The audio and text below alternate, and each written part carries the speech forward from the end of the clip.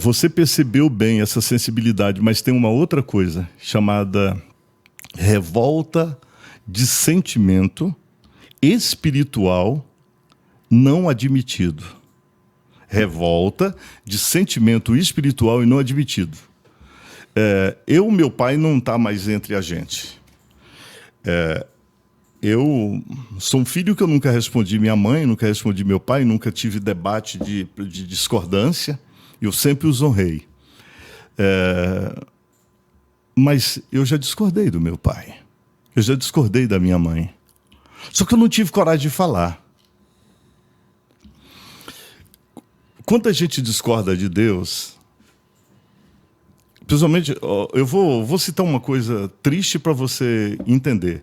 Está ali o ente querido, com o corpo humilhado, abandonado pelo espírito, o corpo está sem vida. E ali está na hora do adeus.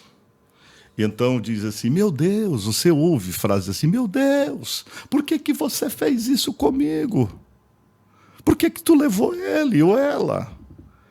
E você quer esse clima mais duro quando é um bebezinho. Imagina o ente querido sendo descido ao sepulcro a 15 metros de distância, num caixão lacrado, pessoas aparamentadas com luvas, com máscara, descendo, e você não poder ver. Ficou entubado, ficou internado 2, 3 semanas. E aí houve um telefonema do hospital e disse assim, no telefonema, o documento do senhor, da senhora fulana de tal, endereço e tal. Essa era a forma do hospital dizer, a administração dizer que tinha falecido, tinha partido a pessoa. Dali, a corrida para IML já não tem mais importância, não tem reconhecimento, você não vai ver mais, o caixão está lacrado. Você viu o dia que foi e não vai ver mais. Põe isso no coração de um brasileiro, Mota. Põe isso no coração, na alma de um brasileiro que abraça, que beija. A gente é muito de contato, né? Aí você olha para Deus e você aperta. Sabe, desculpa, mas eu tô aproveitando esse tempo para dizer para quem tá nos vendo agora, para te dizer o seguinte. Se você tivesse plantado um jardim e você resolvesse colher algumas flores, você ia pedir para o jardim autorização ou você colheria?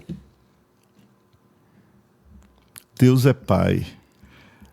Ele leva para ele o pequenininho que nasceu hoje e o velhinho que tem 90, 100 anos, que viveu esse mundo. Então, viver é um privilégio. E pôr na conta de Deus, ou de presidente, ou das pessoas, a gente tem que pôr isso na conta do vírus. E no sistema, eu digo para você, eu pensei que o sistema ia ficar melhor. Palmas para Uruaçu, que já tem um hospital paramentado e tudo, mas eu pensei que o sistema de saúde ia melhorar, ia evoluir. Pode ser que os profissionais evoluíram, mas o sistema está colapsado agora por gripe. Exatamente. Não é bem meu assunto de pastor. Eu estou falando como cidadão. Mas é porque a gente vê, pastor, que é questão de muitas vezes prioridade. Eu vou dar um exemplo para o senhor. O orçamento aprovado para o ano que vem de saneamento básico, por exemplo, no Brasil. 788 milhões de reais.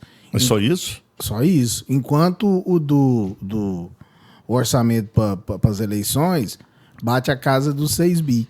Então, assim... É o fundão.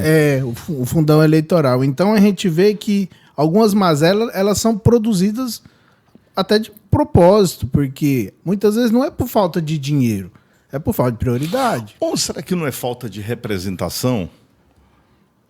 Também. Eu acho que por falta de representação também. Uma das coisas, Mota, que os evangélicos descobriram é que estava tendo muita lei que ia vir fechar a igreja. E o que nós fizemos?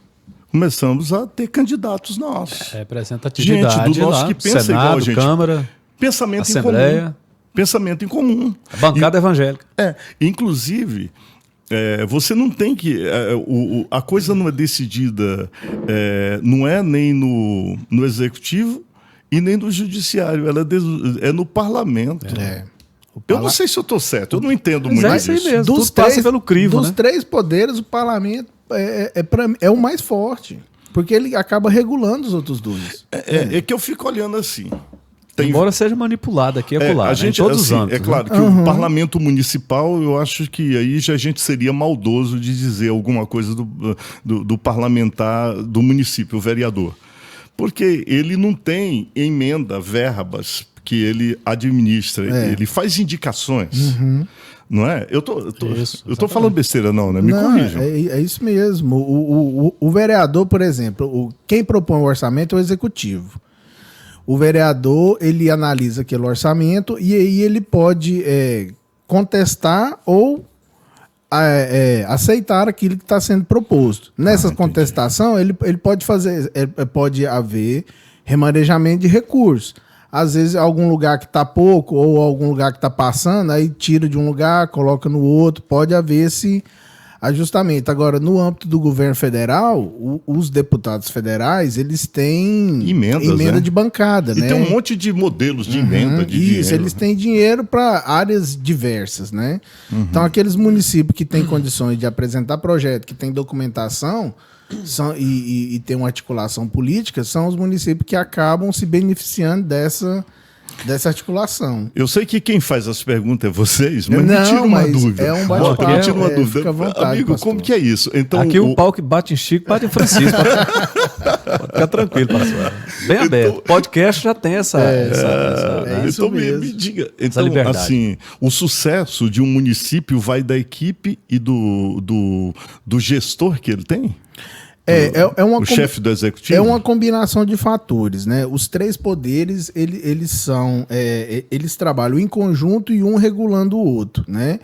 Então, só que eu ainda atribuo ao parlamento o maior poder, porque apesar dele não ter o poder de executar ou de julgar, ele é que cria as regras, né? O parlamento é o que define como o jogo vai ser jogado, né? Então, por exemplo, se um juiz ele tem uma lei, foi porque essa lei foi criada e aprovada através do parlamento, ou foi proposta pelo executivo, mas de todas as formas, o parlamento ele é o órgão de maior representatividade, né? Então ali é o mais próximo do cidadão, né? Muitas vezes o judiciário é um pouco mais distante, o executivo ele tem a sua parcela de representatividade, mas a gente vê que o legislativo ele é o que é mais próximo mesmo do cidadão.